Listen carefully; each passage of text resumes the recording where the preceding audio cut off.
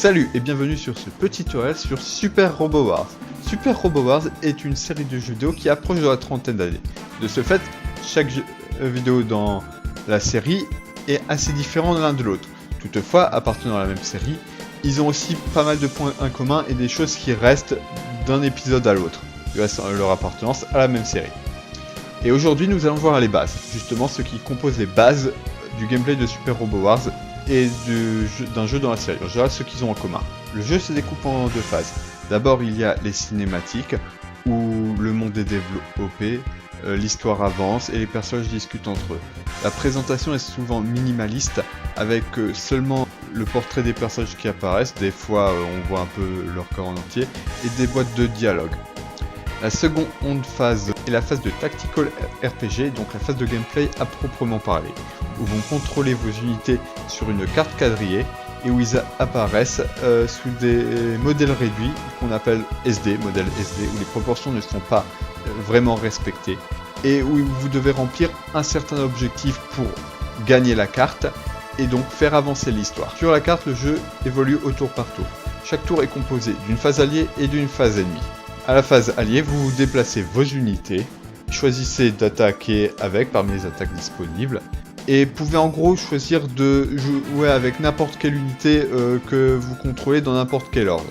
Lors du tour ennemi, l'ordinateur fait avancer les unités ennemies et vous attaque. Qu'une de vos unités est attaquée, vous pouvez choisir soit de vous protéger pour réduire les dégâts, donc d'encaisser le coup mais avec des dégâts réduits, soit d'esquiver pour faire diminuer la probabilité que l'ennemi vous touche, soit de contre-attaquer, c'est-à-dire après que l'ennemi est attaqué, de lancer une attaque à votre tour.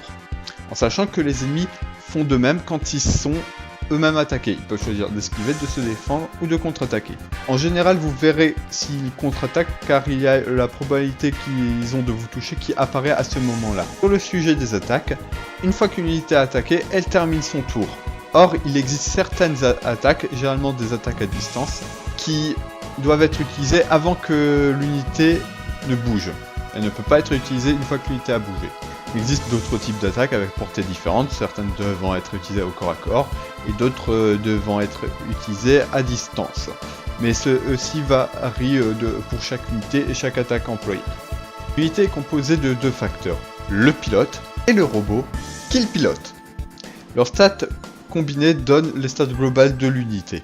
Le robot détermine des attaques qui peuvent être utilisées par l'unité, ce sont celles du robot, ainsi que la distance qu'il peut parcourir sur la carte, et il peut aussi avoir quelques systèmes qui lui sont propres, qui donnent donc certains skills. Exemple, le système 0 du Gundam Wing 0, qui ne peut être utilisé que par cette machine, qui n'est pas propre au pilote, qui n'est pas déterminé par le pilote, mais qui est propre à la machine. Il est le seul à pouvoir utiliser ce skill. On peut séparer les robots en trois grandes catégories. Les Real Robots, qui sont généralement de petite taille, n'encaissent pas très bien les dégâts, mais peuvent esquiver les attaques assez bien. L'exemple type est les Gundam. Seconde catégorie s'appelle les Super Robots, et rassemble tous les robots qui ne peuvent pas esquiver les attaques, qui ne sont donc pas assez agiles pour esquiver, et qui peuvent encaisser les attaques sans se prendre de gros dégâts. L'exemple type serait Goldorak. La troisième catégorie est tout simplement les hybrides, qui est tout robot qui mixe différentes caractéristiques de ces deux genres. Le pilote lui donne accès à certains skills, capacités qui lui sont propres et qui généralement fonctionnent peu importe l'unité dans laquelle ils sont.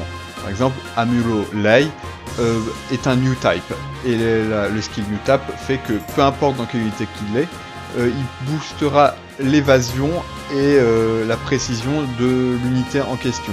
En fait, c'est ses stats qui boostent. Et ça fait que peu importe l'unité dans laquelle il est, cette unité, quand il le pilote, aura une meilleure acuité et évasion. Les pilotes déterminent aussi de plus important les esprits, la magie qui peuvent être utilisés par l'unité. Les esprits, ou Seishin dans la version originale, ou Spirit dans la version anglaise, sont la magie dans l'univers de Super Robot Wars. C'est l'élément, le gameplay est sûrement le plus important et qui reste le plus important dans tous les jeux. Ça utilise une jauge d'esprit, donc une jauge de magie finie, qui ne peut être régénérée soit en utilisant un objet lors de la map, soit en attendant la fin de la map et à la prochaine c'est régénéré complètement. Ces esprits permettent de buffer vos robots, de donner divers effets qui sont en général très puissants mais qui ne durent pas sur la durée. Chaque esprit coûtant un nombre de points d'esprit de cette jauge qui peut actuellement varier selon le personnage qui utilise l'esprit. Sachant qu'il y a aussi une jauge d'énergie qui existe aussi dans le jeu qui, pour certains robots dont les attaques les plus puissantes prennent de l'énergie. La chose la plus importante lors d'une map de Super Robo Wars, c'est savoir gérer ses ressources. D'une certaine façon, Super Robo Wars peut être considéré comme étant un mix de tactical RPG et de jeu de gestion. Donc savoir gérer ses ressources avant et pendant les maps est sûrement la chose la plus importante et ce qui détermine si l'on va réussir à finir un jeu ou pas. Ça et aussi si sa difficulté est putride. Mais ça dépend complètement du reste des jeux.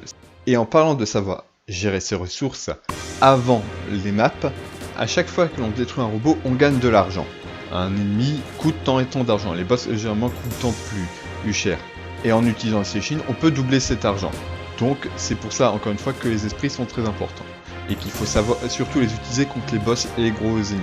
Cet argent est toujours très important car c'est ce qui permet d'améliorer les performances des robots.